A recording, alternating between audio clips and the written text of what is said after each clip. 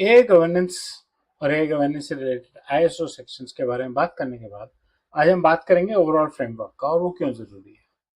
और आज के बाद आने वाले दिनों में मैं एक नई सीरीज शुरू कर रहा हूँ जो आईएसओ 42001 यानी कि एआई मैनेजमेंट सिस्टम के बारे में बात करेंगे।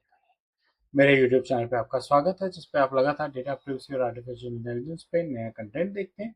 पिछले एक महीने से हम आईएसओ स्टैंडर्ड्स की बात कर रहे हैं, लेकिन सिर्फ प्राइवेसी और आर्टिफिशियल इंटेलिजेंस से रिलेटेड। आइए आज का वीडियो शुरू करें। एआई गवर्नेंस का लैंडस्केप चाहिए, क्यों चाहिए और क्या है। जो एआई के हमने प्रिंसिपल्स देखे, जो ओईसीडी प्रिंसिपल्स हमने कल बात की थी, वो हमें वैल्यूज देते हैं एआई कैसे यूज होनी चाहिए। और जो स्टैंडर्ड्स हैं वो उसकी यूटिलाइजेशन की प्रैक्टिसेस को डिफाइन करते हैं, स्टेप बाय स्टेप सेट करते हैं पैरामीटर्स को। इंडिविजुअल टूल की बात नहीं है, एआई के यूटिलाइजेशन के पैरामीटर्स की प्रैक्टिस सेट हो रही है, वैल्यूज सेट हो रही है, और उन दोनों को मिला के हम एक फ्रेमवर्क बनाते हैं जिससे कि हम उन टूल्स को और उनकी गवर्नेंस को अपने सिस्टम में इंप्लीमेंट कर सकें। इसे कहते हैं फ्रेमवर्क। रेगुलेशंस क्या है? लॉ है। हिंदुस्तान में कुछ हो रहा है, यूरोप में कुछ हो रहा है, अमेरिका में कुछ हो रहा है, वो लोकलाइजेशन है। लेकिन आईएसओस, ओईसीडीज, एनआईएसटीज, इन लोगों ने ग्लोबल स्टैंडर्ड्स बना दिए हैं, प्रिंसिपल्स बना दिए हैं। आप अपने अपने देश में अपने अपनी देश के काम करने के तरीके से इनको इस्तेमाल कीजिए और आगे चलिए। ये फ्रेमवर्क्स कहाँ फिट होते हैं? ओईसीडी प्रिंसिपल्स हैं। ओईसीडी प्रिंसिपल्स आर्टिफिशियल इंटेलिजेंस के हमने पिछले दो वीडियोस में ओईसीडी और एनआईएसटी के बारे में बात की थी। ओईसीडी प्रिंसिपल्स हैं। आईएसओ स्टैंडर्ड्स के बारे में हम पहले भी बात कर चुके हैं और 42001 पे हम आगे चल रहे हैं। और एनआईएसटी एक रिस्क फ्रेमवर्क है इन सबको कंट्रोल करने के लिए। यूरोपियन एआई एक्ट वो कानून है जो इन सब के बेस को बनाता है।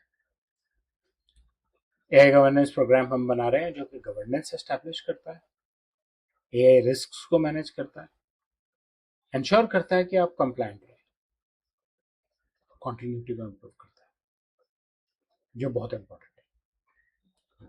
प्रैक्टिकल रोड मैप कहता है कि भैया प्रिंसिपल्स हैं आपके पास, एआई के कंसेप्ट समझ आ गए आपको, अब आप फ्रेमवर्क बनाइए, गवर्नेंस इंप्लीमेंट कीजिए। एआई में बड़े अजीब अजीब से रिस्क हैं और हम इस बारे में पिछले 10-12 दिन में कई बार डिस्कस कर चुके। क्या एआई इतनी एम्पावर्ड है कि वो डिसीजन सही ले?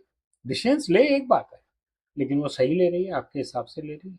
हमने कई बार चर्चा की, एक बैंक ने एआई के बेस पे लोन रिजेक्ट कर दिया, दूसरे ने एआई के बेस पे क्विकली डिसीजन लिया और कहा एआई ने ये दो कमियां निकाली हैं, अगर आप ये पूरी कर देते हैं तो लोन ले लीजिए। जीता कौन? नंबर दो। सिंपल।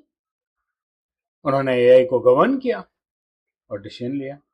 नंबर वन ने एआई को इम्प्लीमेंट किया, गवर्न नहीं किया। डिसीजन मेकिंग तो हो ही नहीं सकती।